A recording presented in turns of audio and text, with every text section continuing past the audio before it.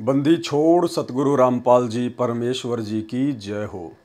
सत्साई भाई और बहनों, दया परमपिता परमेश्वर सारी सृष्टि के रचनहार कुल मालिक सतगुरु रामपाल जी भगवान की, जिनके विशेष आशीर्वाद से, जिनकी विशेष दया दृष्टि से, कृपा दृष्टि से आप और हम सभी साध संगति से जुड़े हुए सत्सेवक भाई बहन, उन्हीं के कर कमलों द्वारा सरलार्थ की गई यथार्थ भक्ति बोध के ऊपर वीडियो बनाकर भक्ति मार्ग के गूढ़ रहस्यों को समझ रहे हैं और अपनी सुरती, अपनी निरति, अपनी श्रद्धा और अपने विश्वास को अपने गुरुदेव भगवान के चरण कमल में दृढ़ बना रहे हैं।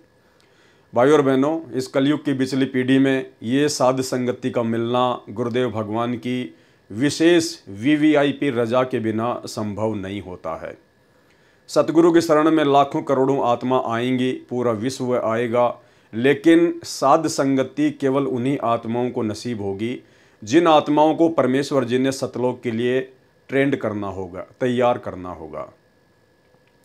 तो जैसे वर्तमान में हमारे गुरुदेव भगवान का इस काल लोक में जबरदस्त विरोध चल रहा है, जिस प्रकार इस काल लोक में कुछ एक आत्माओं को छोड़कर ज्यादातर आत्माओं को परमेश्वर रामपाल जी का नाम सुनना भी पसंद नहीं है, ठीक इसी प्रकार जितनी आत्माएं वर्तमान में परमेश्वर रामपाल जी की शरण में आ चुकी हैं, उनमें से ज्यादातर आत्माओं को साध संगति का नाम सुनना भी पसंद नहीं है, कारण उनके कमजोर भक्ति संस्कार। लेकिन आप और हमारे ऊपर गुरुदेव भगवान ने दया करने में किसी भी प्रकार की कोई भी कसर नहीं छोड़ी है और अब आप और हमारी जिम्मेदारी बनती है कि हम भी गुरुदेव भगवान की इस रजा का भरपूर फायदा उठाएं। तो भाई और बहनों, विशेष रजा है सतगुरु रामपाल जी परमेश्वर जी की साध संगति से जुड़े हुए भाई बहनों के ऊपर, और गुरुदेव भगवान की यह रजा इसी प्रकार से हमारे ऊपर बनी रहे, यही हमारी अंतिम इच्छा है। तो अब हम आगे बढ़ेंगे असुर निकंदन रमेणी के सरलार्थ के ऊपर, और आज का जो वीडियो है ये असुर निकंदन रमेणी के सरलार्थ का लास्ट वीडियो है। आज परमेश्वर जी के आशीर्वाद से असुर निकंदन रमेणी का भी सरलार्थ कंप्लीट हो जाएगा। उसके बाद कल रात्रि 9 बजे हम संध्या आरती के सरलार्थ के ऊपर आगे बढ़ेंगे। तो आज के वीडियो में आगे बढ़े उससे पहले गुरुदेव भगवान से आशीर्वाद प्राप्त करेंगे।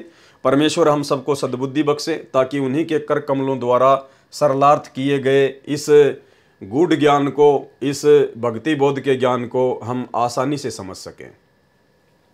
बंदी छोड़ सतगुरु रामपाल जी परमेश्वर जी की जय हो। परमपिता परमात्मा सारी सृष्टि के रचनहार, कुल मालिक, असंख्य ब्रह्मांडों के स्वामी, जगत गुरु, तीनों लोकों में प्रवेश करके सबका भरण पोषण करने वाले राजाधीराज, आत्माधार, नाथों के नाथ, देवों के देव महादेव, सर्वेश्वर महेश्वर, मृत्युंजय, अजरो अमर, आदि अनादि सनातनी प्रभु, जगत पिता जगदीश्वर, श्री श्री 1008 की उपाधि के वास्तविक अधिकारी, अकाल मूर्त शब्द स्वरूपी राम वासुदेव, सर्वगतम ब्रह्म, परम पूज्य, प्रथम पूज्य, परम संत, परम पुरुष, परम धनी, परम दयालु, सत्य कबीर, हक्का कबीर, अल्लाहु कबीर, अल्लाहु अकबर, बाखबर, अल्लाह ताला, जगत के तारणहार, जगत के मुक्तिदाता, जगत के जगन्नाथ, हारे के सहारे, हिंदुओं के राम, मुसलमानों के अल्लाह, सिखों के वाहिगुरु, ईसाइयों के मसीह, दया के सागर दयानिधि, करुणा के सागर करुणानिधि, स्वयंभू परिभू, संकट मोचन, कष्ट हरण, मंगल करण, दुख भंजन,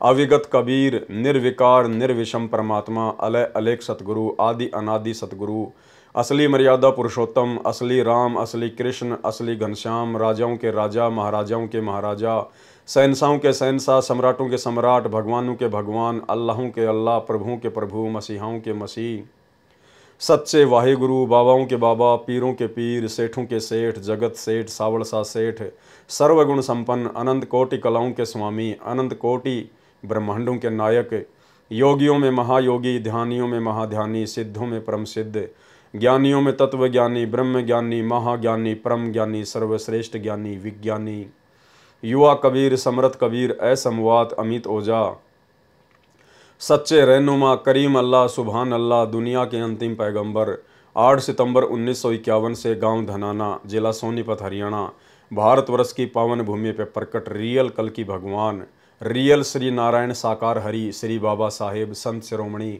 सतगुरु रामपाल जी परमेश्वर जी के चरण कमल में अनंत कोटि दंडवत प्रणाम।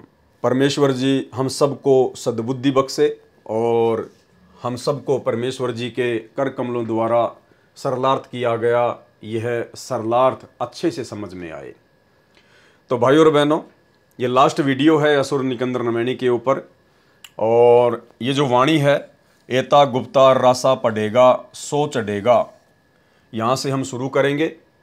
तो परमेश्वर क्या कह रहे हैं? एता गुप्ता रासा पढ़ेगा सो चढ़ेगा। इतना गहरा उलझा हुआ ये जो ज्ञान है, जो इस ज्ञान को पढ़ेगा समझेगा, गुरुदेव कहते हैं सो चढ़ेगा, यानी वही अध्यात्म की ऊंचाइयों को छुएगा, वही भक्ति मार्ग को सही प्रकार से समझ पाएगा, और वही आत्मा पतिव्रता पद पर चलकर अपने गुरु को ही परमात्मा मानकर भक्ति मार्ग में सफलता प्राप्त कर पाएगी। एता गुप्ता रासा पढ़ेगा। तो कौन सा वो उलझा हुआ ज्ञान, कौन सी वो अनसुलझी हुई बातें जो आज से पहले पहेलियां बनी हुई थी।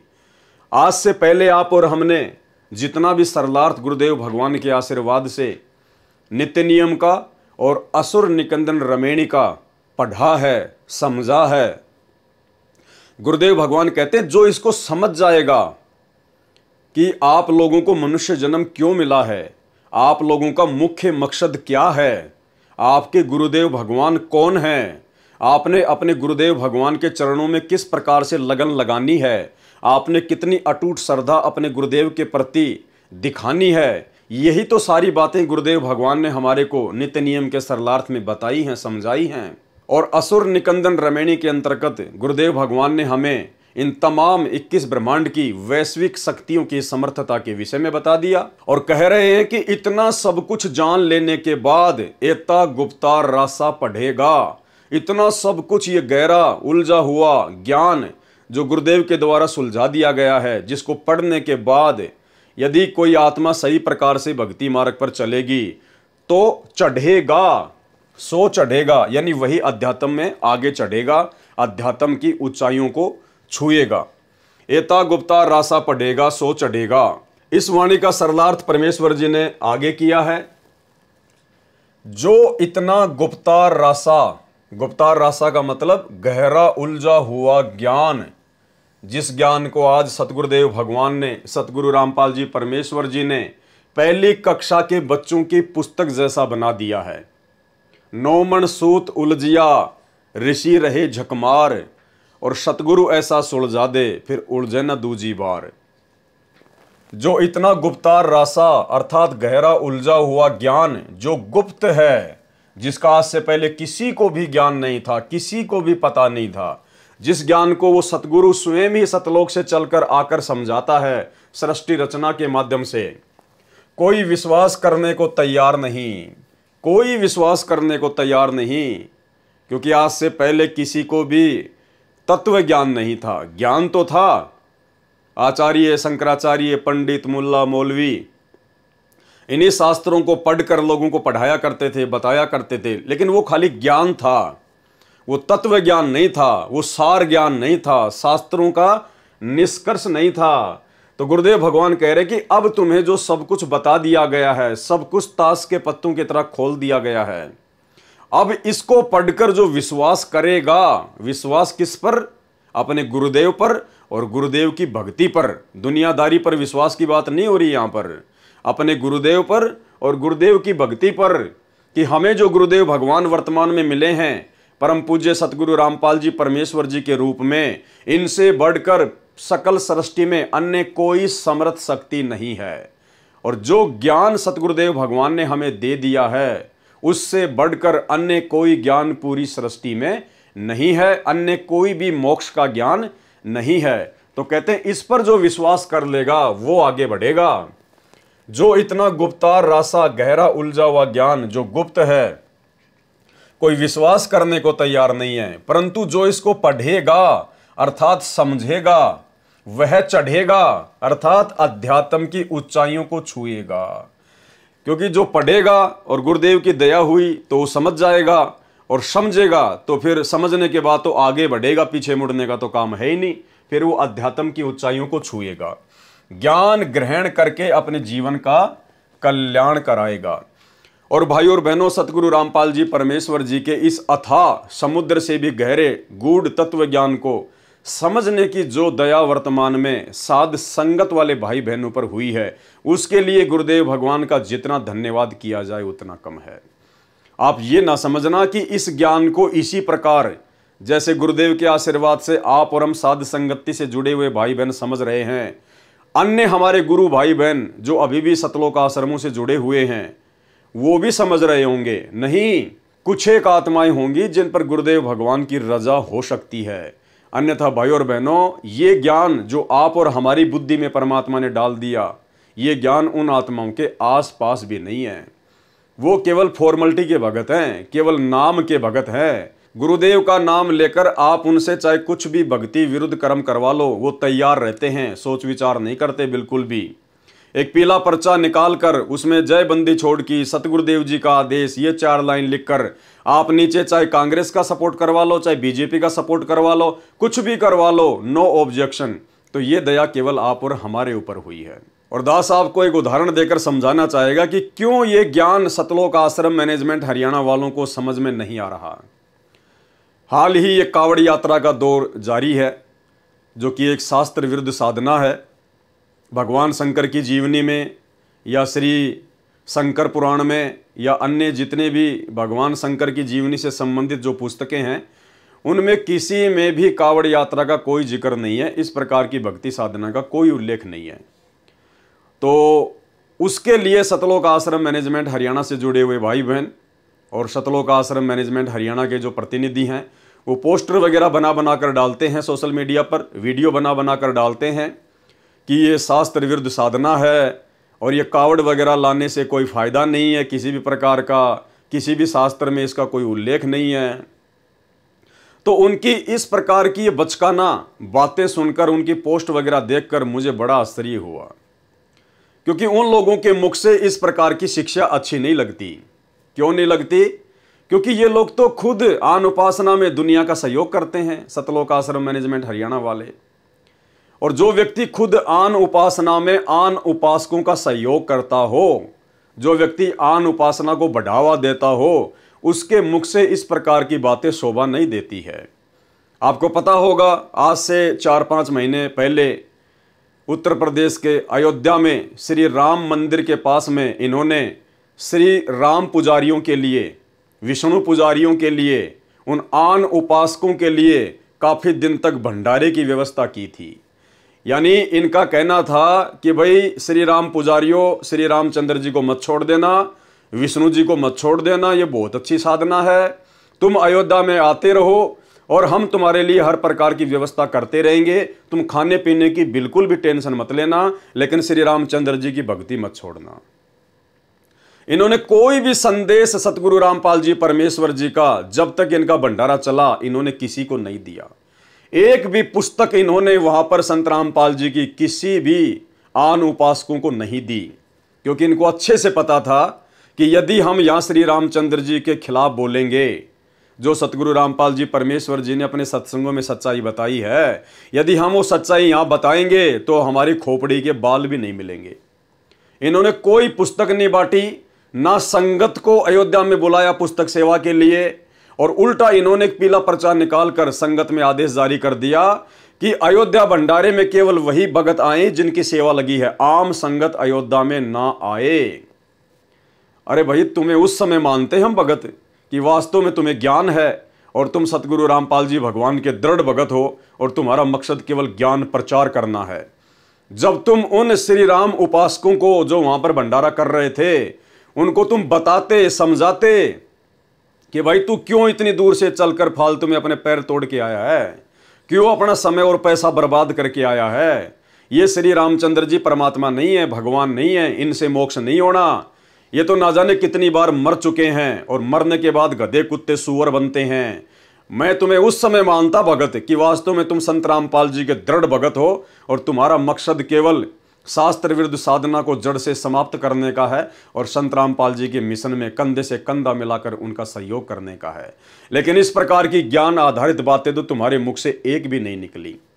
तो जब ये कावड़ यात्रा शुरू हुई, ये लोग कावड़ यात्रा को जो है शास्त्र विरुद्ध साधना बताने लगे, तो मुझे बड़ा आश्चर्य हुआ कि मुझे तो उम्मीद थी कि ये लोग हो सकता है रोड पर भंडारा लगाएंगे उनके लिए।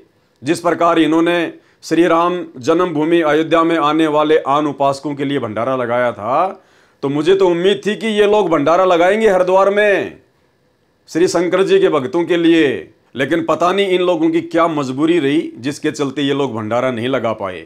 तो भाई, जो सतलोक आश्रम मैनेजमेंट हरियाणा अपने गुरुदेव भगवान के वचनों के विरुद्ध, अपने गुरुदेव भगवान के मिशन के विरुद्ध, उनके सत्संगों के विरुद्ध जो आन उपासकों की आन उपासना में सहयोग करता है, उसके मुख से इस प्रकार की बातें अच्छी नहीं लगती हैं। तो भाई और बहनों, ये कहाँ से ये गूढ़ बातें जिनका जिक्र गुरुदेव ने इस यथार्थ भक्ति बोध के सरलार्थ में करके दे दिया है, ये कहाँ से जानेंगे, ये कहाँ से पहचानेंगे? क्योंकि अभी तक तो ये वैश्विक शक्तियों को ही महत्व दे रहे हैं। गुरुदेव ने तो पूरे यथार्थ भक्ति बोध के सरलार्थ में, जिसमें श्री ब्रह्मा जी की वाणियां हैं, श्री शंकर जी की वाणियां हैं, श्री विष्णु जी की वाणियां हैं, परमेश्वर ने फिर निष्कर्ष दे दिया लास्ट में कि इनकी केवल फोकट महिमा करनी है, इनके बस में कुछ भी नहीं था करना और धरना। ये करने और धरने वाला तो कबीर परमात्मा है, तुम्हारा सतगुरु है। लेकिन इसके बावजूद ये सतलोक आश्रम मैनेजमेंट हरियाणा वाले उन्हीं आन उपासकों का सहयोग करते हैं। तो ये लोग इन वाणियों को, इस गूढ़ ज्ञान को, इस यथार्थ भक्ति बोध के सरलार्थ को नहीं समझ पाएंगे। ये दया तो गुरुदेव भगवान ने आप और हम साध संगति से जुड़े हुए भाई बहनों के ऊपर की है। तो क्या कह रहे हैं गुरुदेव? एता गुप्ता रासा पढ़ेगा सो चढ़ेगा। जो इतना गुप्तार रासा अर्थात गहरा उलझा हुआ ज्ञान जो गुप्त है, कोई विश्वास करने को तैयार नहीं है, परंतु जो इसको पढ़ेगा अर्थात समझेगा, वह चढ़ेगा अर्थात अध्यात्म की ऊंचाइयों को छुएगा, ज्ञान ग्रहण करके अपने जीवन का कल्याण कराएगा। तो गुरुदेव के इस सरलार्थ को पढ़कर समझकर आप और हम भाई बहनों को कितना आनंद आ रहा है। हमारा विश्वास भक्ति मार्ग पर अपने गुरुदेव के चरणों में दिन प्रतिदिन कितना दृढ़ होता जा रहा है। ये दया केवल आप और हमारे ऊपर है। अगली वाणी है, चंपेगा पर भूमि सीम, साक्षी कृष्ण पांचों पांडवों भारती भीम। परमेश्वर महाभारत के युद्ध का उदाहरण देकर आगाह कर रहे हैं कि यदि कोई नाजायज तरीके से किसी को दुखी करेगा या किसी की भूमि वगैरह पे कब्जा करेगा, तो कहते हैं उनकी भी वही हालत होगी जो हालत महाभारत के युद्ध में कौरवों की हुई। और पांडव इसके साक्षी हैं, क्योंकि कौरवों ने जबरदस्ती छलबल करके जुए में उनको हराकर और उनकी भूमि पर यानी उनके हक के राज्य पर उन्होंने जबरदस्ती कब्जा किया था, जिसका क्या नतीजा हुआ? चंपेगा यानी हड़पेगा, जबरदस्ती यदि कोई कब्जा करेगा। चंपेगा पर भूमि सीम, पर यानी दूसरे की, भूमि यानी जमीन, सीम यानी जैसे गांव के आसपास की जो जमीन होती है, जैसे कोई गांव है और उस गांव की जमीन मान लीजिए 1000 बीघा है, तो जहां तक उस गांव की जमीन है उसको सीम भी बोलते हैं, उसको जो है काकड़ भी बोलते हैं।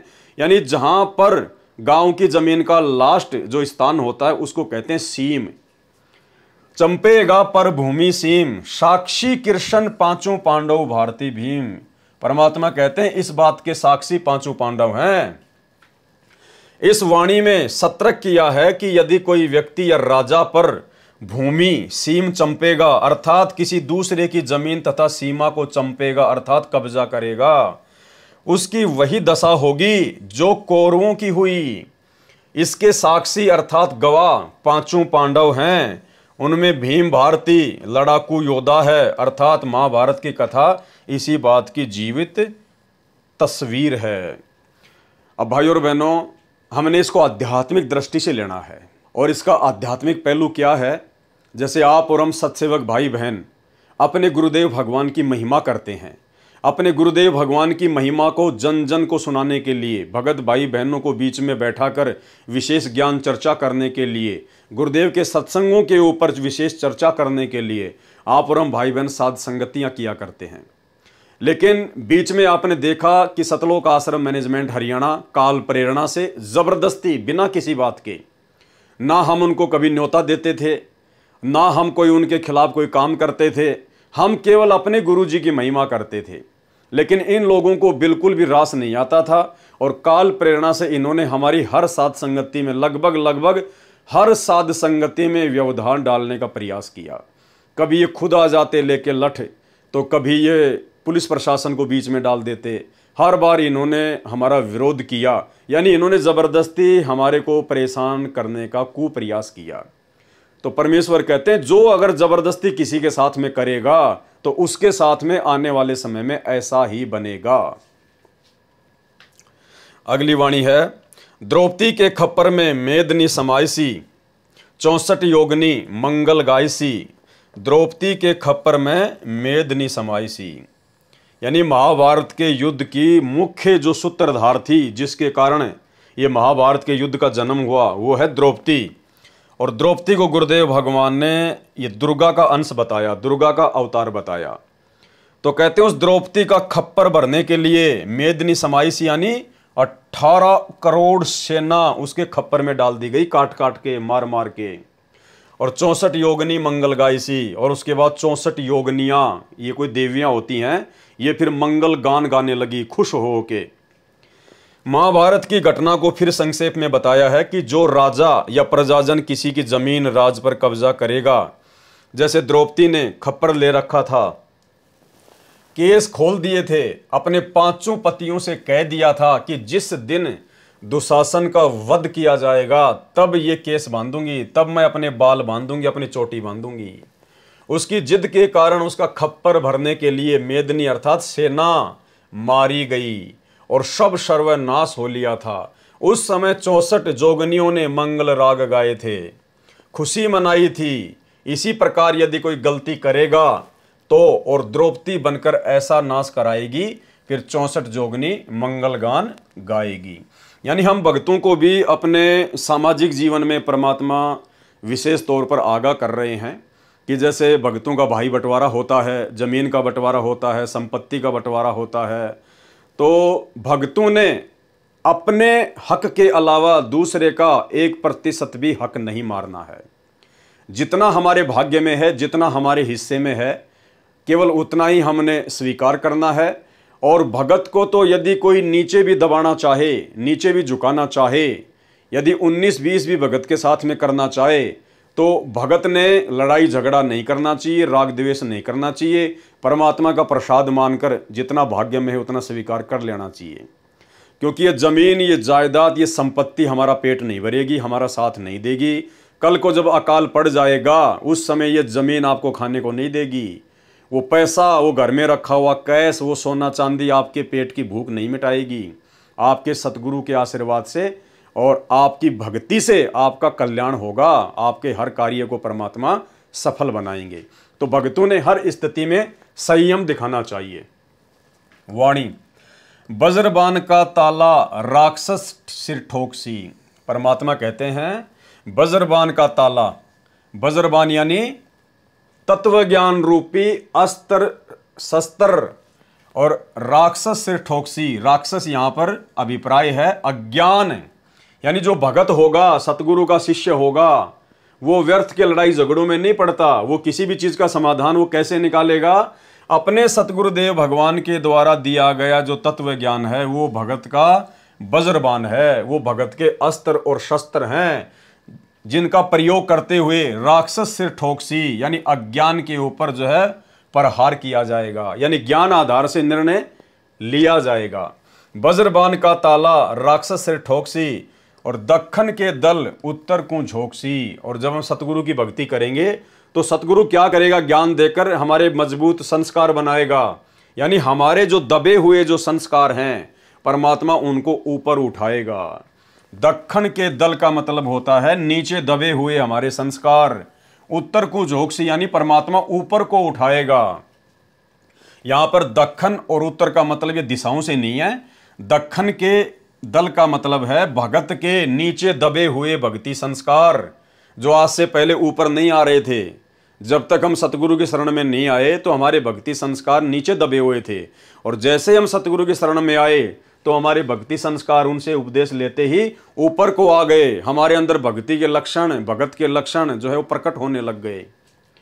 वज्रबाण का ताला राक्षस सिर ठोकसी, दक्खन के दल उत्तर को झोंकसी।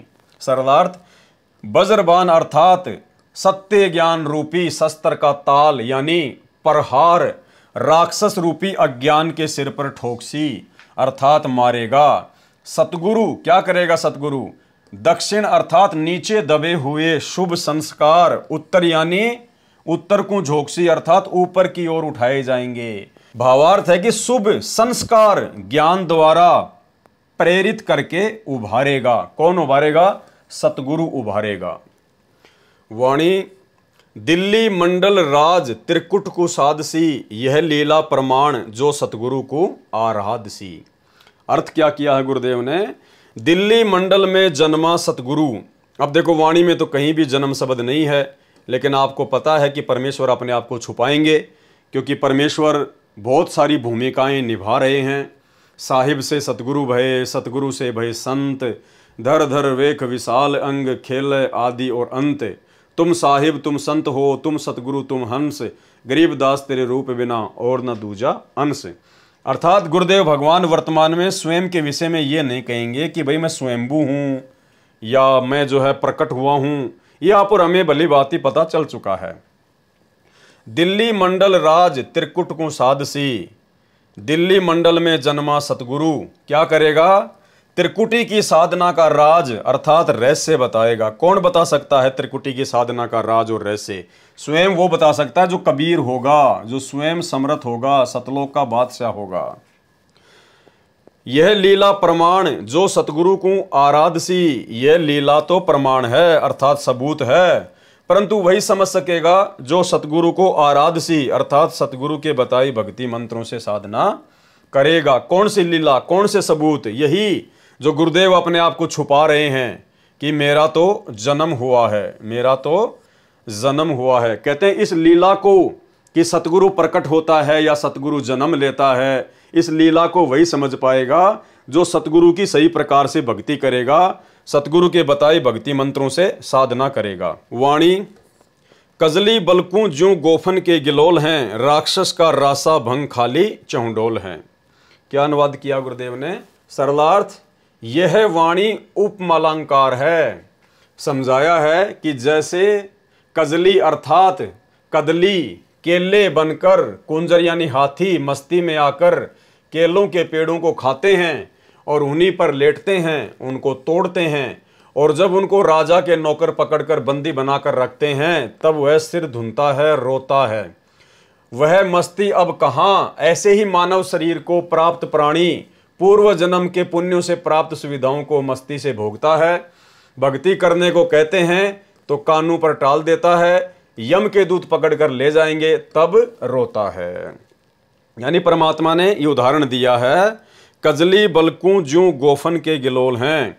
जिस प्रकार हाथी मस्ती में केलों के पेड़ों के ऊपर मस्ती करता है, लौटता है, खाता है, ऐश करता है, और जब राजा के नौकर आकर उसको पकड़ते हैं, उसको जो है जेल में डाल देते हैं, उसके बाद फिर वो भूख प्यास से तड़पता है, बिलबिलाता है, फिर उसको याद आता है, फिर वो सिर धुनता है। तो इसी प्रकार गुरुदेव भगवान आप और हमें समझा रहे हैं कि ठीक इसी प्रकार ये मनुष्य जन्म प्राप्त करके केवल इन सांसारिक विषय वासनाओं में डूबने और मरने के लिए नहीं मिला है, परमात्मा प्राप्ति के लिए मिला है। इसलिए हम उस हाथी की तरह गलती ना करें और परमात्मा प्राप्ति के मार्ग में आगे बढ़ें। राक्षस का रासा भंग खाली चौंडोल हैं। और दूसरा उदाहरण क्या दिया गुरुदेव ने? गोफन कहते हैं एक पतली रस्सी से बनाई गई चिड़िया आदि पक्षियों को बाजरे ज्वार की फसल को खाने से बचाने के लिए काम में लाई जाती है।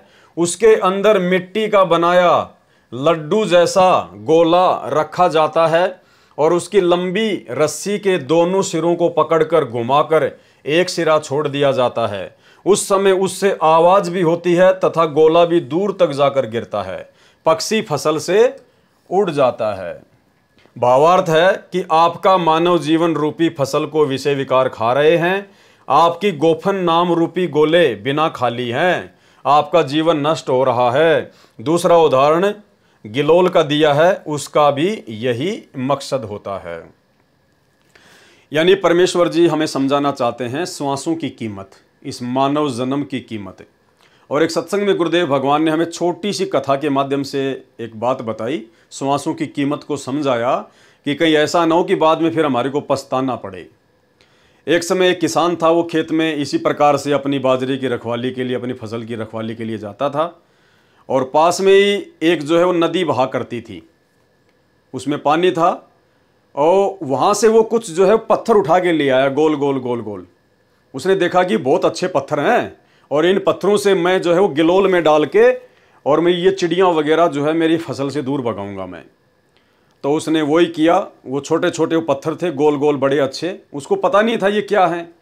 वो वहाँ से उठा के 150 ले आया और अपने खेत में आ गया। अब वहाँ से उसको डाल के वो गिलोल में और ऐसे मारने लगा, जहाँ भी कोई चिड़िया बैठे, कोई कबूतर बैठे, तो उनको मारने के लिए, उनको उड़ाने के लिए वो फिर वो पत्थर उठाए गोल गोल और उसमें वो गिलोल में लगाए और ऐसे जोर से छोड़ दे। दूसरी तरफ वो नदी बह रही थी जहाँ से वो लाए था उठा के पत्थर। अब जैसे ही वो मारे, वो पत्थर सीधा उस नदी में जाके गिरे और वो बह जाए। तो ऐसे करते करते लगभग उसने सारे पत्थर जो है उसने नदी में फेंक दिए। मुश्किल से 2-4 ही जो गोल गोल पत्थर थे वो उसके पास में रखे हुए थे। बहुत ही वो गरीब था बेचारा। और उसकी जो पत्नी थी दोपहर में उसका खाना ले आई, साथ में उसका छोटा बच्चा था, वो आ गया। किसान खाना खाने लग गया, बच्चा जो है वो खेलते खेलते खेलते खेलते पत्थर हाथ में ले लिए। और जब उसकी माँ वापस जाने लगी तो उस बच्चे ने एक पत्थर जो है वो अपनी जेब में डाल लिया, पत्थर समझकर। घर पे आ गई वापस। अब कुछ भी दाना नहीं, कोई अनाज नहीं। वो एक दुकान पे गई, एक लाला जी के पास में, बच्चा साथ में था, बच्चे के हाथ में वो पत्थर था।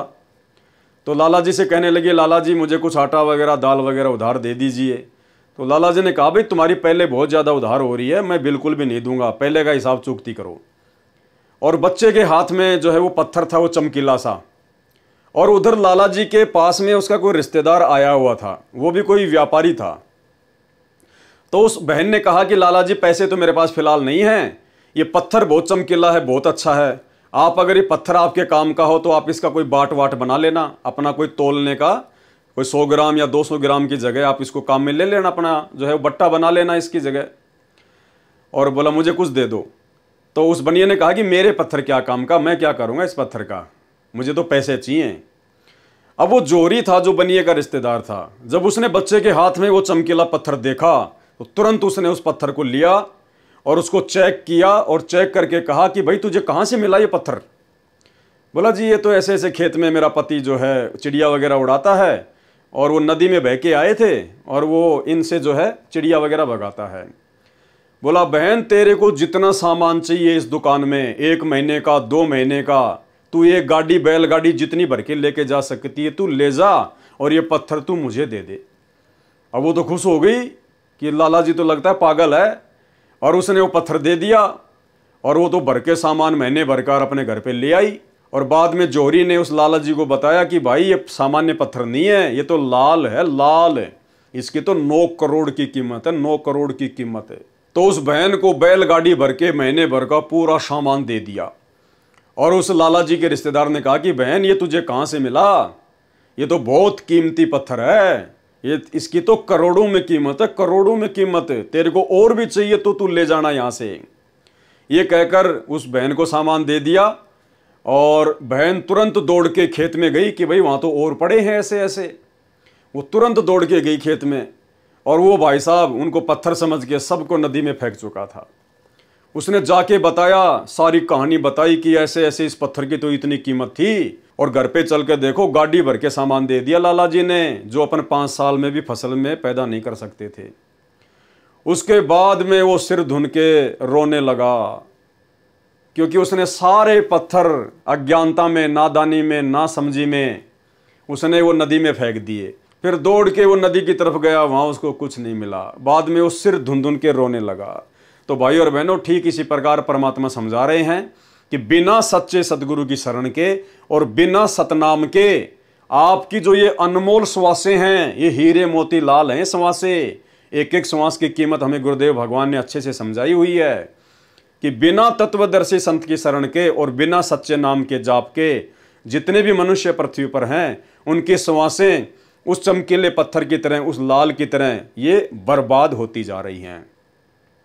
तो आप और हम भाई बहनों का कितना बड़ा सौभाग्य है, हमें तो पता भी नहीं था इन बातों का, क्या भक्ति है, क्या सतनाम है, क्या सतलोक है, क्या मोक्ष होता है, क्या सतगुरु होता है।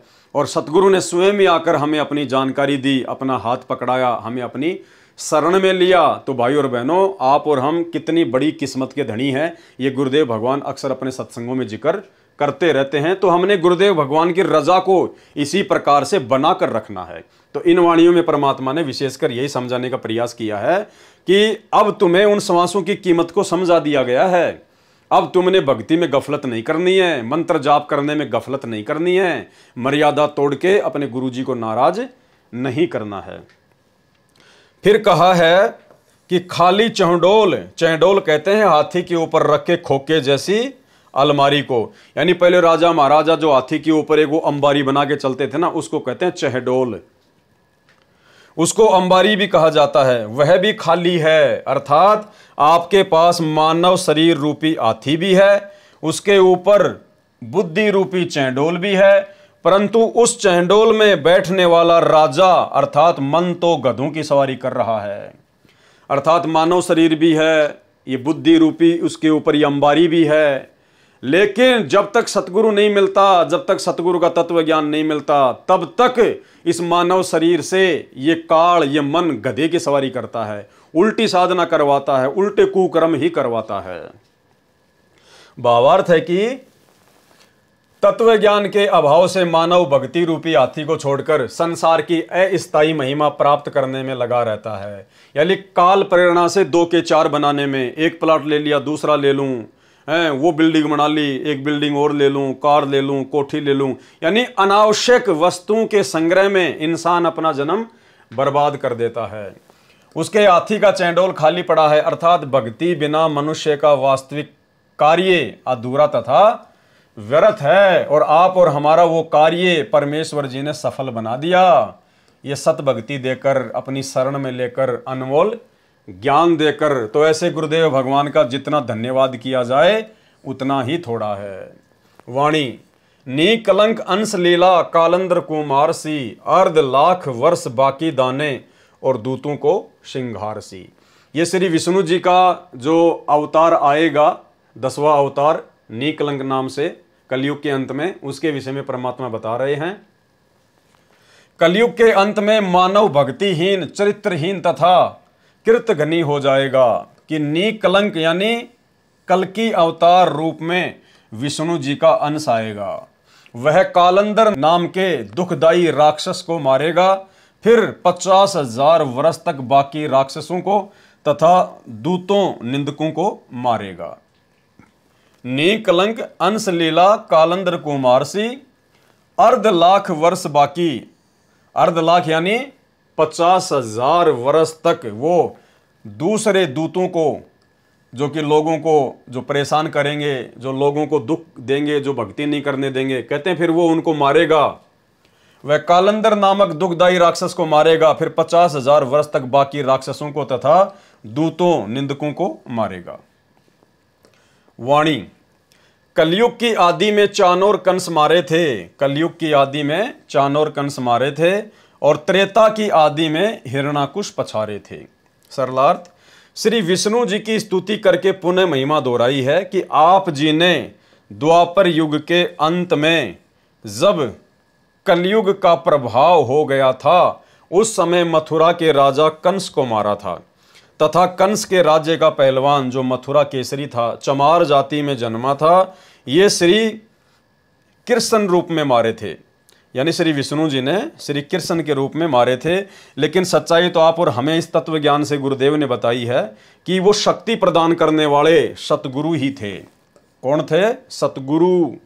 सतयुग के अंत में त्रेता युग का प्रभाव होने लगा था, उस समय हिरणाकुश को नरसिंह रूप धारण करके मारा था। यानी महिमा श्री विष्णु जी की जा रही है, लेकिन असल में वो सारे काम करने वाले कौन थे? गुरुदेव भगवान। नरसिंह रूप धरे गुरु राया और हिरणाकुश को मारण धाया। वाणी बलि की विलास यज्ञ सुरपति पुकारे थे, वामन स्वरूप धर कीनी सुरपति पुकार बलि वह निस्तारे थे। यानी राजा बलि ने इंद्र की गद्दी प्राप्त करने के लिए जो यज्ञ किए थे, और फिर देवताओं का राजा इंद्र परेशान हो गया था। फिर वो विष्णु जी के पास गया कि भगवान कोई समाधान निकालो, आपने मुझे राज दिया था। और राजा बलि ने तो 99 यज्ञ पूरी कर ली है, 100वीं यज्ञ वो करने बैठ गया। तो विष्णु जी ने कहा कि ठीक है, मैं कोई समाधान निकालता हूँ। तो विष्णु जी के पास में समाधान नहीं था, उसने परमात्मा से अर्ज की। तो परमेश्वर कबीर जी अर्थात सतगुरु रामपाल जी भगवान ने बोने व्यक्ति का, बोने ब्राह्मण का रूप धारण करके किस प्रकार से राजा बलि को समझाया और इंद्र के राज को यथावत रखा। ये कहानी परमात्मा ने हमें असुर निकंदन रमणी के सरलार्थ में पहले पूरी लिख कर दी है। हमने उसको पिछले वीडियो में अच्छे से समझा है, तो यहाँ परमात्मा उसका ज़्यादा जिक्र नहीं कर रहे। बलि की विलास यज्ञ सुरपति पुकारे थे, वामन स्वरूप धर कीनी, सुरपति पुकार बलि बैन निस्तारे थे। सरलार्थ, इसमें श्री विष्णु जी की महिमा का गुणगान है। बलि राजा की यज्ञ वाला प्रकरण है, जो वाणी संख्या 66 का सरलार्थ पढ़ें, अर्थात हम लोग पहले इसको पूरी कहानी को पढ़ चुके हैं। वाणी, कलयुग की आदि में 12 सदी की अंत है, दूल्हे दयाल देव जानत कोई संत भेव योई वाला कंत है। कलयुग की आदि में 12 सदी की अंत है, यानी परमात्मा समझाना चाहते हैं जब भी कोई युग समाप्त होने वाला होता है, उससे 1200 वर्ष पहले नेक्स्ट युग का प्रभाव शुरू हो जाता है।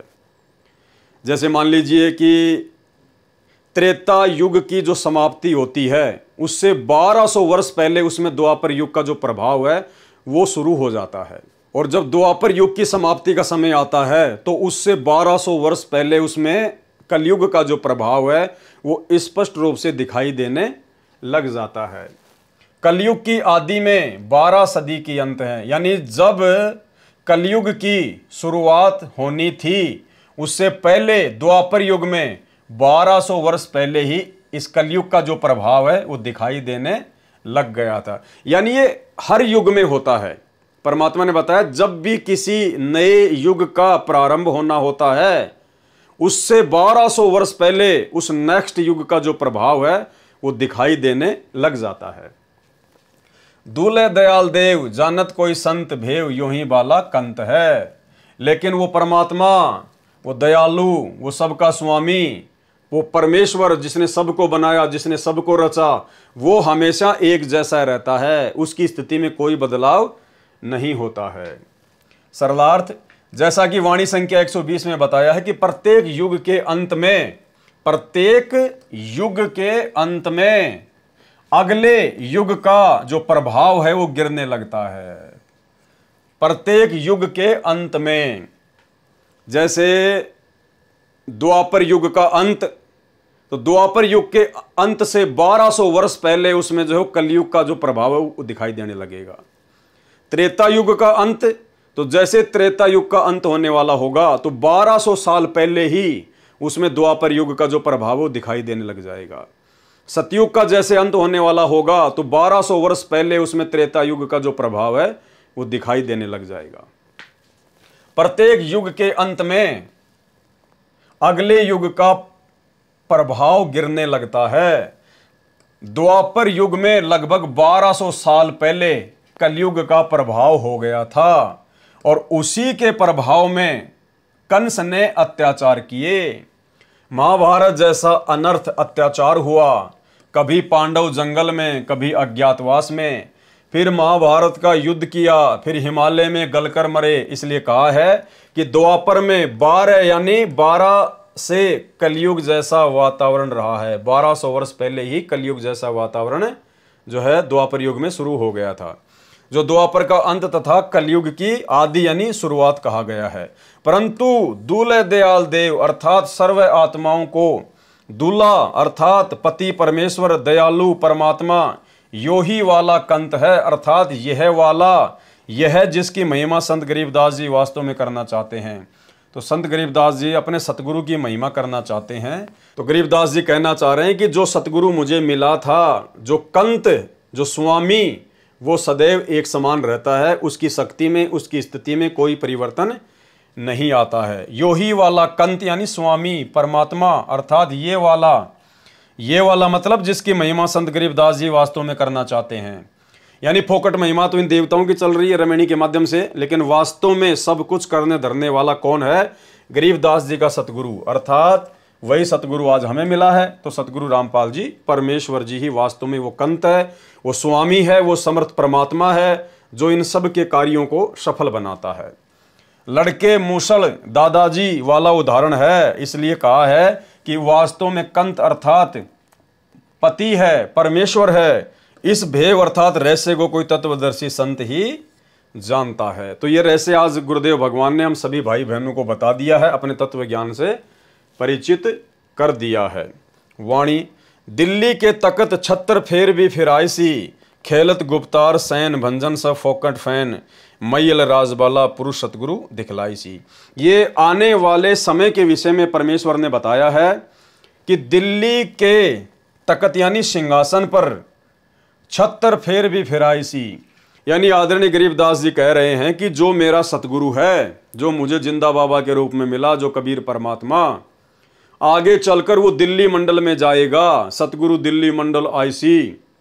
और उस समय जब उनका वो समय आएगा जो निर्धारित समय उन्होंने रखा हुआ है, कहते हैं उस समय वो दिल्ली के सिंहासन पर, दिल्ली की गद्दी पर वो बैठेगा और उसके सिर पर जैसे पहले राजा महाराजाओं की तरह वो छत्र फिरा करते थे, ऊपर चांदनी रहा करती थी, पीछे सेवक रहा करते थे। जैसे हम लोग देखा करते थे राजा महाराजाओं के पीछे हवा करते रहते थे, ऊपर एक गोल गोल गोल गोल सा वो छत्र होता था, सिर पर मुकुट होता था। तो कहते हैं आने वाले समय में, यानी वर्तमान समय के लिए कह रहे हैं, जो अभी बहुत नज़दीक है, 2028 के बाद तुरंत वो समय शुरू हो रहा है। कहते हैं उस समय वो सतगुरु, कौन सतगुरु? सतगुरु रामपाल जी परमेश्वर जी, जिनके हाथ में पूरे विश्व की बागडोर होगी। भारत सभी देशों का अग्रणी होगा, सभी देशों का मुखिया होगा, भारत देश जगत गुरु बनेगा, विश्व गुरु बनेगा सतगुरु रामपाल जी परमेश्वर जी के सानिध्य में।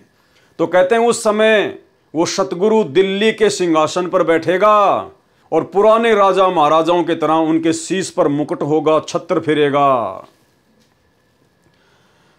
दिल्ली के तकत छत्र फेर भी फिराइसी, खेलत गुप्तार सैन भंजन स फोकट फैन। कह रहे हैं ये बातें सारी आपको संकेत में समझाई जा रही हैं, यानी समझने वाले समझ गए कि वो सतगुरु कौन है और क्या होगा।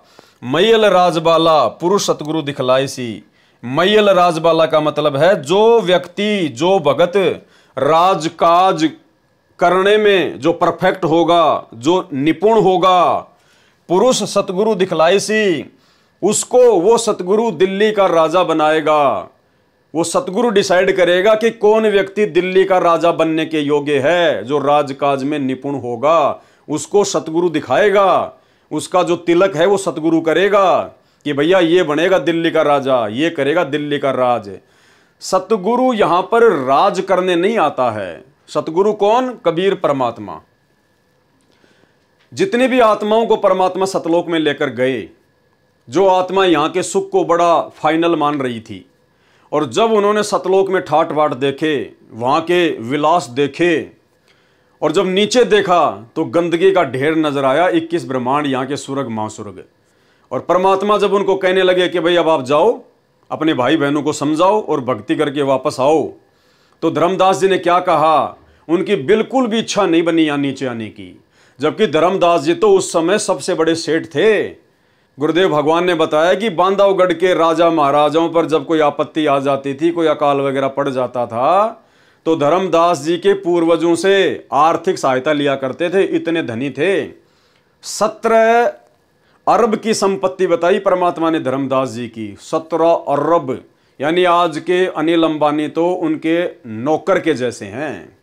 उस समय की 17 अरब 600 साल पहले की। आज यानी मुकेश अंबानी, अनिल अंबानी की संपत्ति तो बिल्कुल 5% भी नहीं है। और उस धर्मदास ने जो यहाँ एक राजा के जैसा जीवन जी रहा था, सेठ था, और जब उसने ऊपर से नीचे देखा, वहां का ठाट बाट देखा सतलोक का, तो कहने लगा मोहे राख लियो महाराज हमसे बिगड़ी है, कि ये परमात्मा अब मुझे वहां ना भेजो, मोहे ना भेजो भगवान हमसे बिगड़ी है। तो ऐसे सर्व सुख संपन्न सतलोक का राजा सतगुरु रामपाल जी भगवान, ये कबीर परमात्मा दिल्ली का राज करेगा क्या?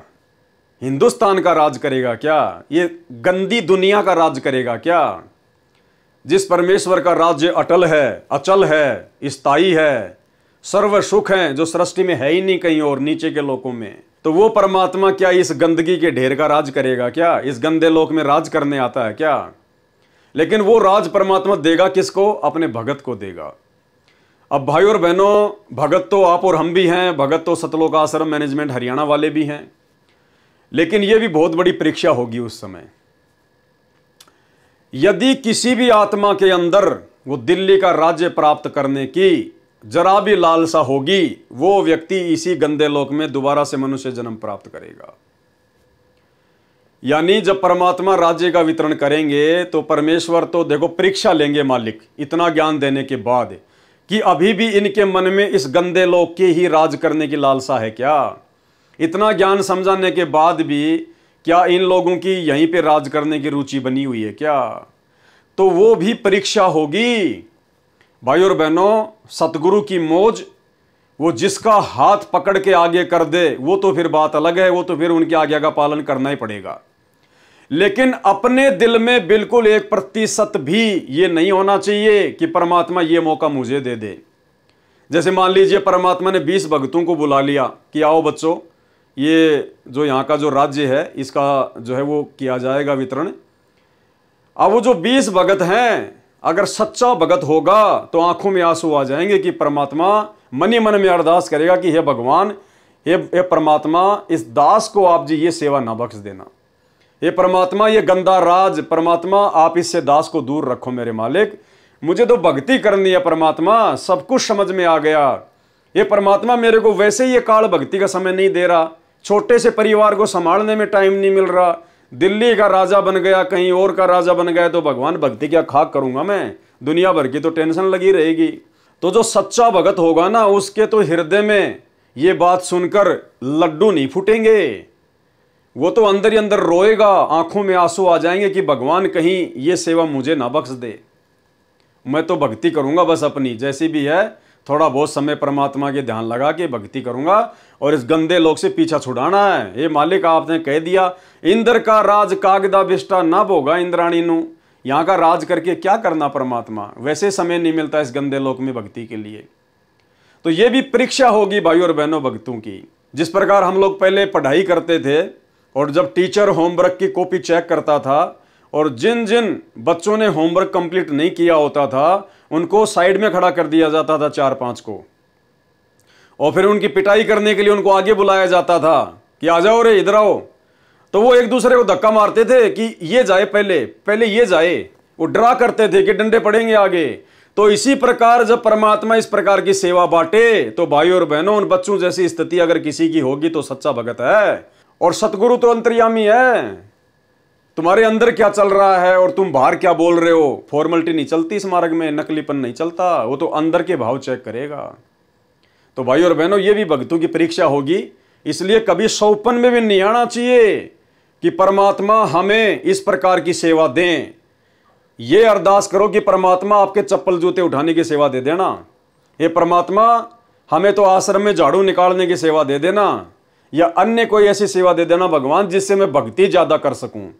ये परमात्मा, ये तो उलझन है, ये तो बखेड़ा है, ये राजपाट, ये क्या पता कब मान बढ़ाई आ जाए, कब अहंकार आ जाए, कब काल का दाव लग जाए। ये तो विनती करनी चाहिए पल पल कि परमात्मा इस शरीर को लास्ट शरीर बना दो।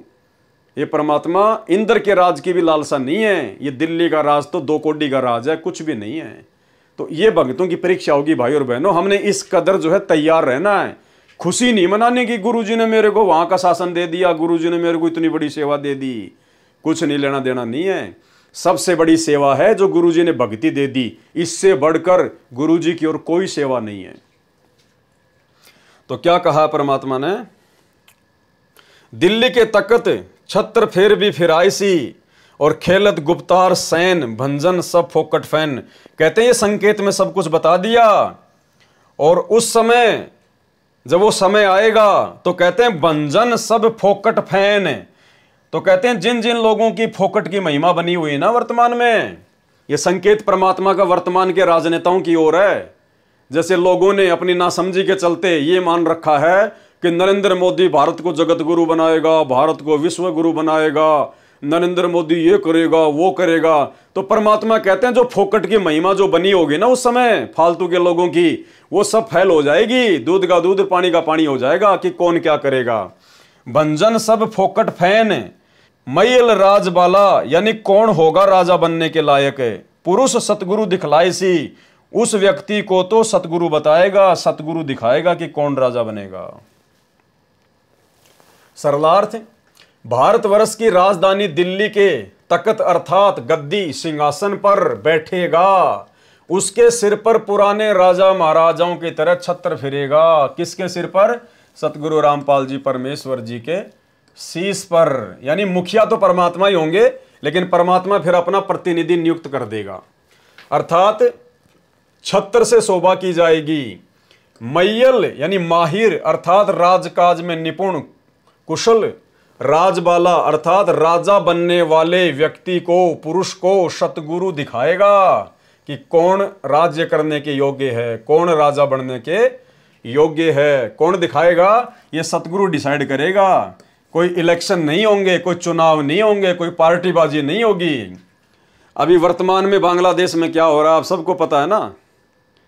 वहाँ की प्रधानमंत्री बांग्लादेश छोड़ के भारत आ गई, दर दर की ठोकर खा रही है। मात्र उसको 45 मिनट का टारगेट दिया गया वहाँ की आर्मी के द्वारा कि 45 मिनट है आपके पास में, देश छोड़ के जाना चाहती हो या फिर इन लोगों के हाथों में मरना चाहती हो। अब देखो भाई और बहनों, ये है इस काल का षड्यंत्र। अब वो प्रधानमंत्री एक देश की कोई छोटी शक्ति नहीं होती है, सेना जिसके अधीन, पुलिस प्रशासन जिसके अधीन है, पूरी जनता की राजा प्रधानमंत्री। और भाई और बहनों, जैसे उसके पुण्य समाप्त हुए, देख लो क्या हाल हो गया, दर दर की ठोकर खाती फिर रही है, देश छोड़ के भागना पड़ गया। ये है इन देवी देवताओं के द्वारा दिया गया राज, ये है इन देवी देवताओं की भक्ति का प्रतिफल। ना जाने उसने कितने मस्जिद बनवाई होंगी, कितने उसने मंदिर बनवाए होंगे, कितने उसने भंडारे कराए होंगे, कितने उसने दान पुण्य भी किए होंगे, क्या एक भी काम आया उसके? और राज्य छिन गया उसके हाथ से। वो सारी मौज मस्ती प्रधानमंत्री की कितनों ऐसा आराम होती हैं, कितनी इज्जत होती है। और अब यूट्यूब पर 10 वीडियो देख रहा था कि बांग्लादेश छोड़ के सीधी भारत आ गई वो, और वहां पर उसके पास में खुद के कपड़े खरीदने के पैसे भी नहीं थे उसके पास में। ये हाल है भाई और बहनों। क्या राज करेंगे यहाँ का, क्या राज करें यहाँ का? ये हाल है राजाओं का। ये तो वर्तमान में दुर्गति, और मरने के बाद में एक हरि की भक्ति बिन राजा गधा होए, और माटी लदे कुमार की घास न डाले कोई। और हमारे गुरुदेव भगवान ने, सतगुरु रामपाल जी परमेश्वर जी ने सन 1392 में तैमूर लंग को 7 पीढ़ी का राज दिया, 7 पीढ़ी का। 400 साढ़े 400 साल तक कोई हिला भी नहीं पाया, माई का लाल है। तो सतगुरु जो देता है वो अटल होता है, सदा के लिए होता है, जब तक उसकी सीमा परमात्मा निर्धारित कर देते हैं। तो भाई और बहनों, ये बांग्लादेश का जो एग्जाम्पल है, ये आप और हमारे लिए बहुत बड़ी शिक्षा है। देखो वो कितने ऐशो आराम करती थी, कितने उसके नौकर चाकर थे, कितना उसका मान सम्मान था, और 1 सेकंड में सब कुछ छिन गया। 1 सेकंड में, यानी आम व्यक्ति से भी नीचे की श्रेणी में आके खड़ी हो गई, आम व्यक्ति से भी नीचे की श्रेणी में। तो क्या ऐसे राज आप करना चाहोगे क्या, जिसका कोई भरोसा नहीं, कब हाथ से निकल जाए, कब हमारी दुर्गति हो जाए? तो भाई और बहनों, हमें तो सतगुरु ने सतलोक का राज करवाना है, अटल राज। कोई छीन नहीं सकता, कोई डर नहीं, कोई भय नहीं, वहां कोई आर्मी नहीं, वहां कोई पुलिस नहीं, कोई लफड़ा नहीं, कोई आंदोलन नहीं, जनता का कोई विद्रोह नहीं, कुछ नहीं। वो अटल राज परमात्मा हमें प्रदान करवाने के लिए, भक्ति देकर सतलोक ले जाने के लिए आए हैं। तो हमारी लगन तो वहां लगनी चाहिए। इस गंदे लोक में तो हमारी आंखों के सामने आए दिन ऐसे ऐसे एग्जाम्पल घटित हो रहे हैं। साल भर पहले अपने अफगानिस्तान में देखा, वहां का राष्ट्रपति हामिद देश छोड़ के भाग गया, ये बांग्लादेश वाली भाग गई। और आने वाले समय में यही होगा, हर देश में यही होगा, भारत में हर जगह यही होगा। ये राजनेता गद्दी छोड़ छोड़ भगेंगे, ऐसी परिस्थितियां उत्पन्न हो जाएंगी। तब दुनिया जानेगी इन सतगुरु को कि भगवान कौन है, परमात्मा कौन है। तब इस देश को बचाने के लिए इस सतगुरु के चरणों में पढ़कर, विनती करके, कंधों पर बैठा कर लोग इस आर जेल से बाहर लेके आएंगे।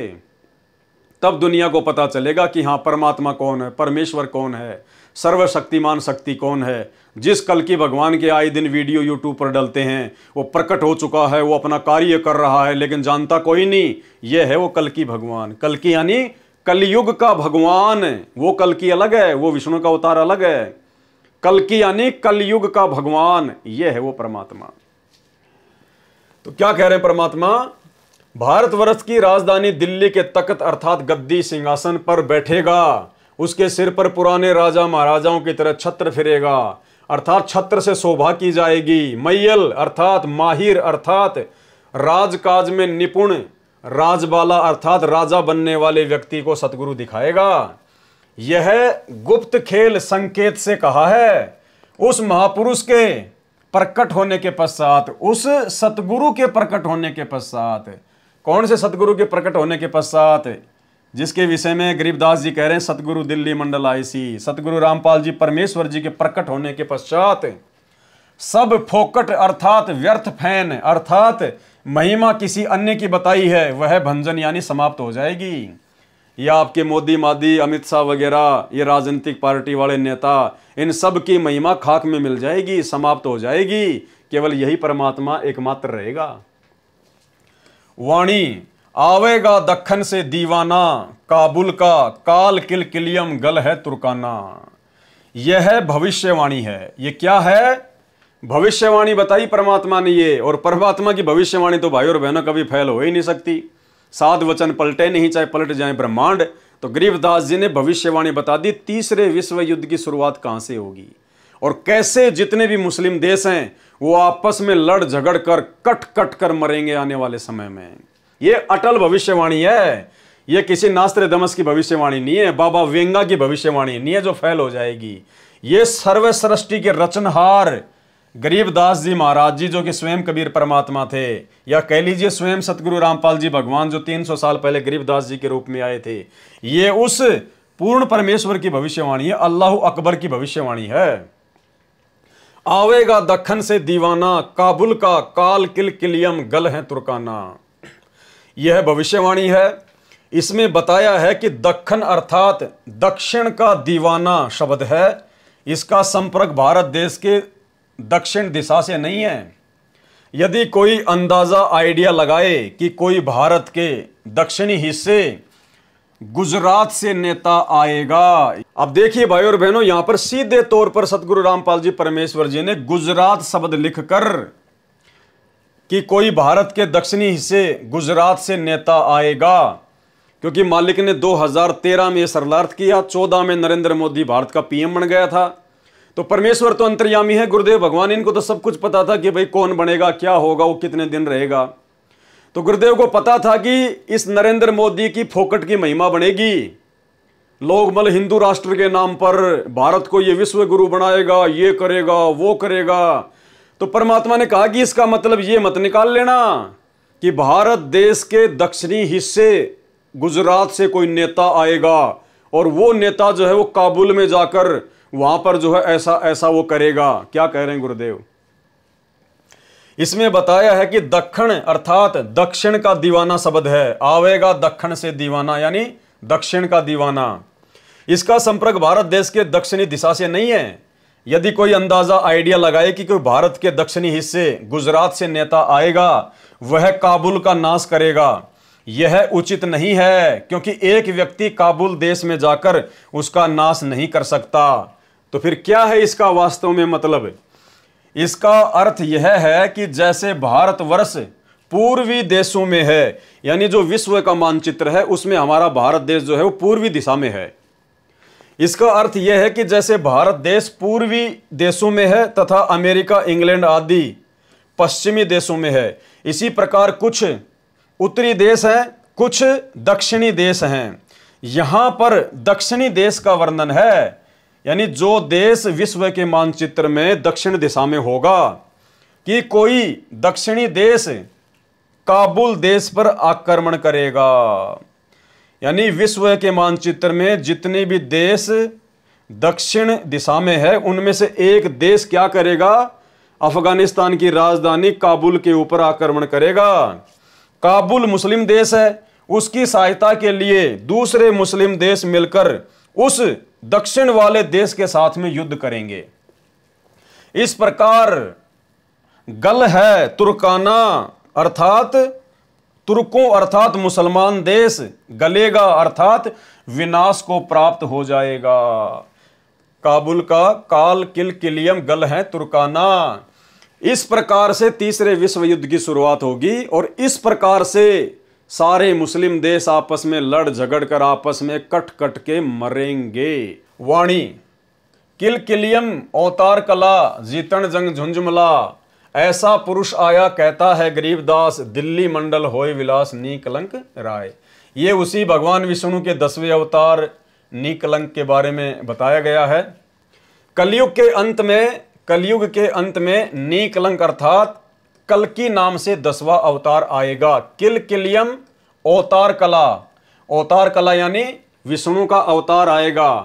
और जीतन जंग झुंझुमला, गुस्से में आकर जंग जीतेगा, लोगों को मारेगा काटेगा। वह संबल नगरी में विष्णुदत्त शर्मा के घर जन्म लेगा, दिल्ली का राजा बनेगा तथा कृतघ्नी व्यक्तियों को मारेगा। जिन व्यक्तियों की भक्ति में रुचि नहीं होगी उनको मारेगा, अच्छे नेक व्यक्तियों को नैतिकता सिखाएगा। यह ज्ञान संत गरीबदास जी ने बताया है। अब ये लास्ट की कुछ वाणियां हैं। असुर निकंदन रमैणी का सरलार संपूर्ण हुआ। रक्षा मंत्र का सरलार्थ है। रक्षा मंत्र सतगुरु शरण शरणाई, शरण गए कछु भय नहीं व्यापे, काल जाल भय मिट जाई। यानी सतगुरु की शरण में आने के बाद में कुछ भी भय नहीं रहता, कोई डर नहीं रहता। सतगुरु की शरण में आने के बाद सतगुरु अपने भगत को निर्भय बना देता है, क्योंकि भगत हर प्रकार की बुराइयां छोड़ देता है, विषय विकार छोड़ देता है, व्यर्थ में किसी के साथ में राग द्वेष ईर्ष्या लड़ाई झगड़ा सब छोड़ देता है। नेक नीति ईमानदारी से अपना काम करता है, किसी को ठगता नहीं, किसी को लूटता नहीं, चोरी नहीं करता, गंदी नजर नहीं रखता। और परमात्मा की भक्ति करेगा तो परमात्मा उसके साथ में रहेगा, तो फिर डर काहे का, भय काहे का। तो कहते हैं सतगुरु शरण शरणाई, सतगुरु की शरण में आने के बाद शरण गहे कछु भय नहीं व्यापे। शरण में आने के बाद में बिल्कुल भी भय नहीं होता भगत को। ना तो जन्म और मृत्यु का भय होता, ना इस काल का भय होता, ना काल की किसी भी शक्ति भैरव भूत बेताल आदि से वो डरता है। काल जाल भय मिट जाही, काल का सारा षड्यंत्र जो है फैल हो जाएगा, मिट जाएगा।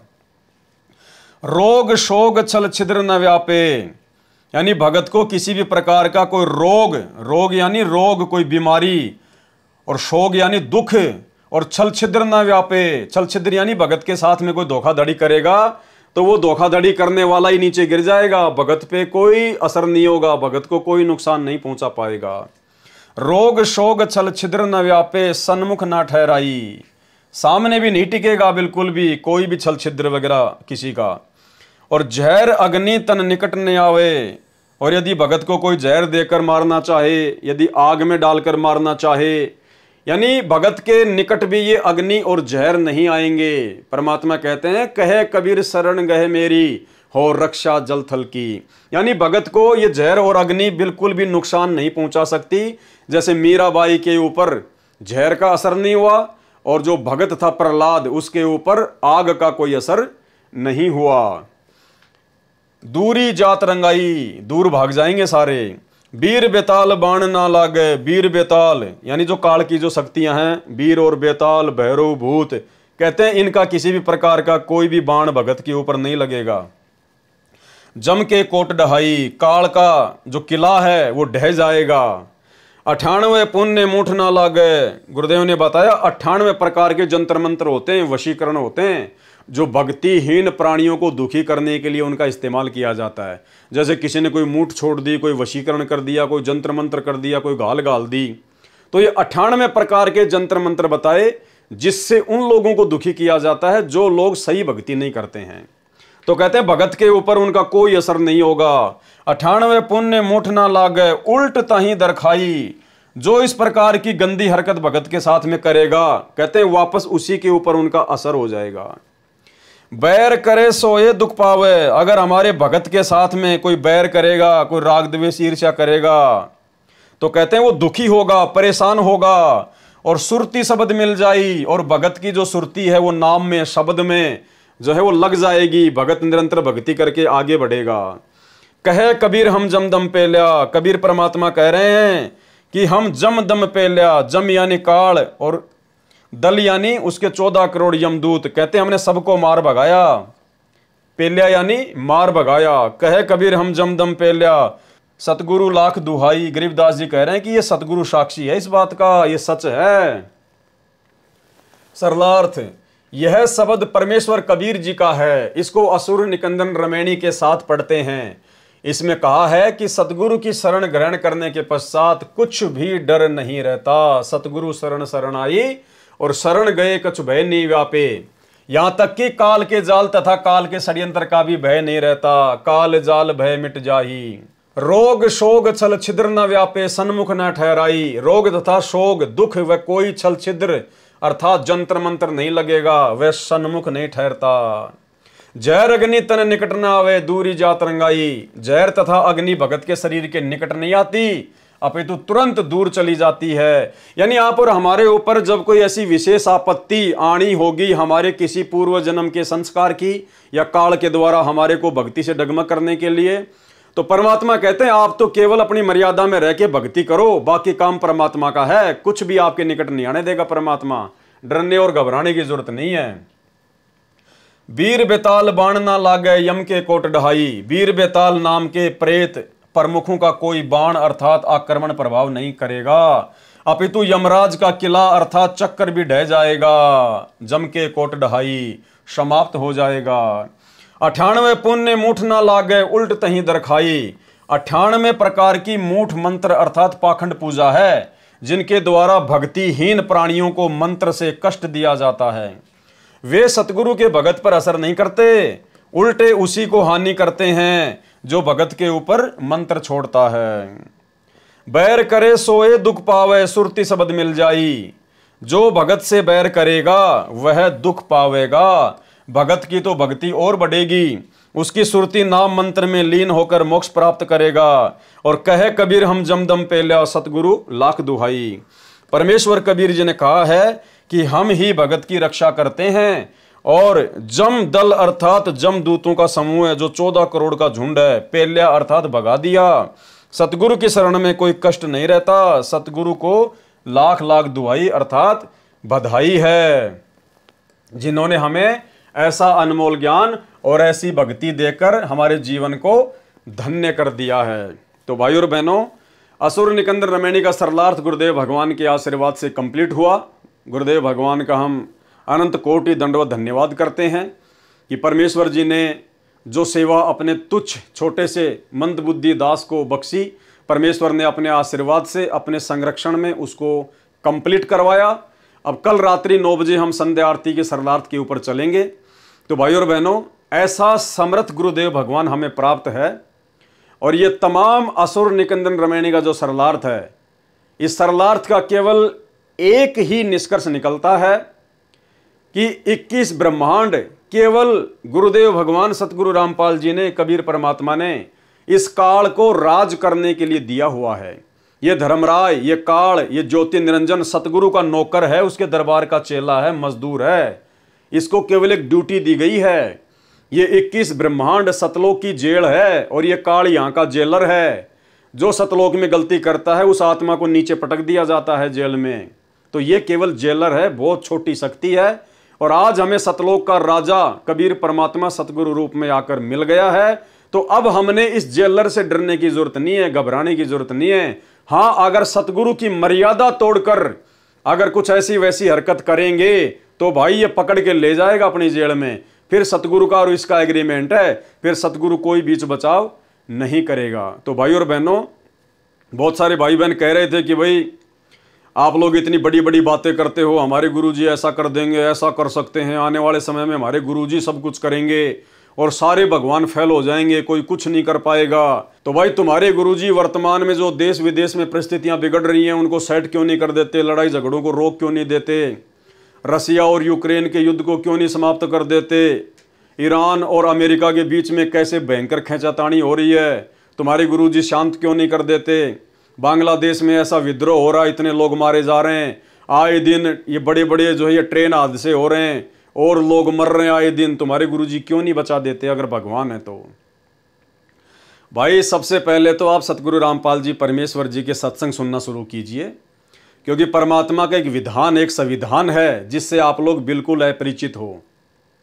परमात्मा है तो इसका मतलब ये नहीं कि सब कुछ उल्टा सीधा कर देगा, वो कर सकता है, वो समर्थ है, लेकिन उसके भी कुछ नियम हैं, कुछ कायदे हैं भाई, जिसके कारण ये सृष्टि चलायमान है, ये ब्रह्मांड चल रहे हैं। तो सबसे पहले तो आप संत रामपाल जी के सत्संग सुनना शुरू करें और सत्संगों में सृष्टि रचना को सुने। उसके बाद में अगर आपके बात समझ में आ जाए, फिर आप सतगुरु रामपाल जी भगवान की शरण में आओ, उनसे उपदेश लो, संकल्प दीक्षा लो या नाम उपदेश लो, जैसा भी आपको समझ में आए। और फिर जो मर्यादा सतगुरु रामपाल जी भगवान बताते हैं, जो भक्ति बताते हैं, उस भक्ति को उनकी मर्यादा में रहकर करो। उसके बाद में चाहे भाई पूरी दुनिया इधर की उधर क्यों ना हो जाए, चाहे पूरी दुनिया के देश आपस में लड़ झगड़ के क्यों ना खत्म होने की स्थिति में आ जाएं, जो सतगुरु का सच्चा भगत होगा, जो उपदेश लेने के बाद इनकी मर्यादा में रहकर भक्ति करेगा, जो संकल्प लेने के बाद इनकी मर्यादा में रह के भक्ति करेगा, उस भगत का चाहे कितना भयंकर युद्ध क्यों ना हो रहा हो, कहीं किसी देश में कितना भयंकर विद्रोह क्यों ना हो, चाहे अग्नि बाण क्यों ना छूट रहे हो, मिसाइलें क्यों ना गिर रही हो, परमाणु बम क्यों ना भगत के घर के सामने गिर जाए, लेकिन उस भगत का कोई बाल बाका नहीं कर सकता, बाल बाका। और इसका उदाहरण परमात्मा ने महाभारत के युद्ध में दिया। अग्नि बाण चल रहे थे, अस्त्र शस्त्र भयंकर, 18 करोड़ सेना आमने सामने, बड़े बड़े योद्धा कट कट के मर गए, जिनके आज नाम लिए जाते हैं। और टटीरी पक्षी के अंडों की परमात्मा ने इंद्र के हाथी का घंटा तोड़ के रक्षा कर दी, कोई बाल बाका नहीं कर पाया।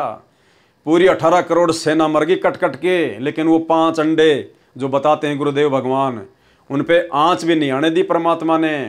तो इसी प्रकार जो सतगुरु की शरण में आ जाएगा, सतगुरु रामपाल जी से विधिवत नाम दीक्षा ले लेगा, उनकी शरण में आकर मर्यादा में रहकर भक्ति करेगा, तो भाई आपके घर के सामने चाहे युद्ध क्यों ना हो, अग्निबाण क्यों ना गिरे, मिसाइल क्यों ना गिरे, परमाणु बम क्यों ना गिरे, भगत का बाल बाका नहीं हो सकता। चाहे अकाल पड़े, चाहे भूकंप आए, चाहे बाढ़ आए, चाहे दुनिया डूब जाए, भगत को परमात्मा ऐसे अपने हाथों पर रखेगा। एक समय गुरुदेव भगवान ने सत्संग में बताया कि काल ने कहा परमात्मा से कि धर अंबर सब जाएंगे और विनसेंगे कैलाश, और एकम एका होएगा। एकम एके का मतलब होता है सब कुछ तैस नैस हो जाना। तब कहां रहेंगे तेरे दास? क्या कहा काल ने कि धर अंबर सब जाएंगे और विनसेंगे कैलाश, और एकम एका होएगा, तब कहां रहेंगे तेरे दास? तब आपके ये भगत, आपके ये शिष्य और शिष्याएं, ये उस समय कहां जाएंगी, कहां रहेंगी, कौन इनकी रक्षा करेगा जब मैं अपने किस ब्रह्मांड में सब कुछ तहस नहस करूंगा? तो गुरुदेव भगवान ने कहा कि धर अंबर सब जान दे और विनसन दे कैलाश, और एकम एका होण दे, मेरे आश्रय रहेंगे मेरे दास। जैसे पानी के ऊपर नौका चलती है, ऐसे मेरे भगत उन विकट परिस्थितियों में मेरी पलकों पे रहेंगे, मेरे हाथों के ऊपर रहेंगे, जैसे जहाज पानी के ऊपर रहती है, चाहे कितनी इलोरे मरती रहें, जहाज का कुछ नहीं बिगड़ता। परमात्मा से पूछा किसी ने कि धर अंबर सब जावेंगे और विनसेंगे कैलाश, एकम एका होएगा, तब कहां रहे तेरे दास? धरती अंबर जान दे और विनसन दे कैलाश, एकम एका होण दे, मेरे आश्रय रहे मेरे दास। कि मेरे भक्त मेरे द्वारा बताई गई इस विधि और इस धर्म पुण्य के जहाज में बैठ के और ऐसे रहेंगे जैसे नौका जल के ऊपर रहा करती है।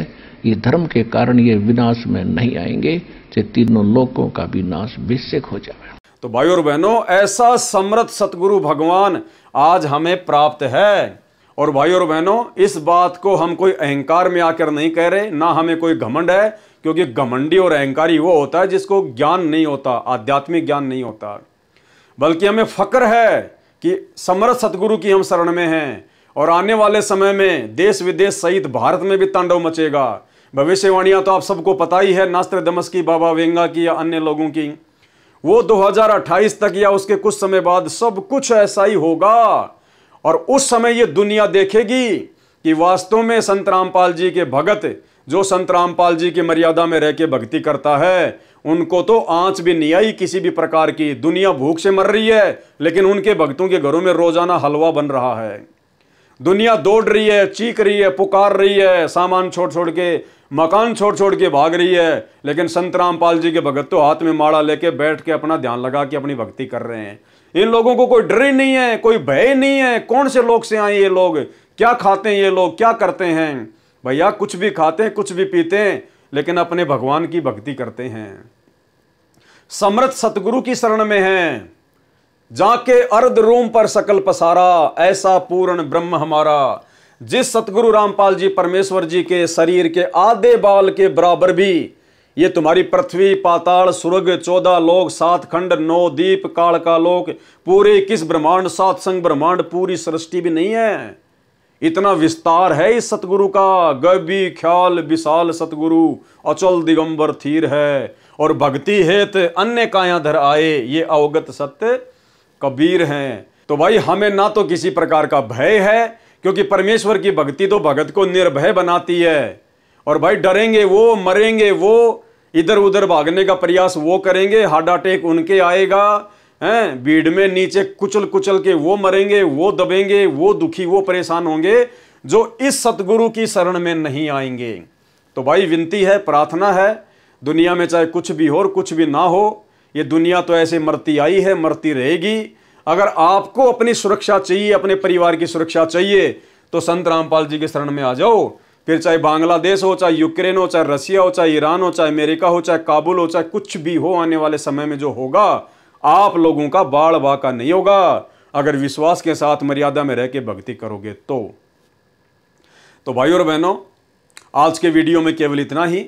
और गुरुदेव भगवान का बारंबार हम धन्यवाद करें कि परमेश्वर ने हमारे ऊपर, अरबों खरबों की जनसंख्या है इस दुनिया में, लेकिन आप और हमारे ऊपर गुरुदेव ने अपनी शरण में लेने की रजा तो बख्शी सो बख्शी।